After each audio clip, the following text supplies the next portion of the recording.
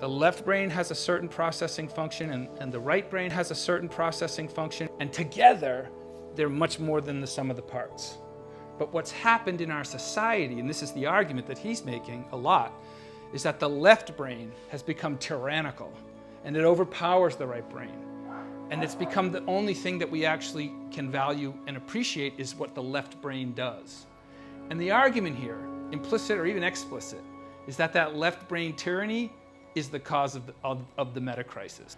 It treats the world as a resource to be exploited. That's what the left brain tends to do.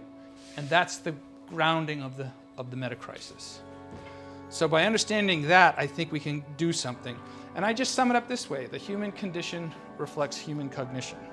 Simple. The way, this thing that we call the Anthropocene, is because of the anthropos, people.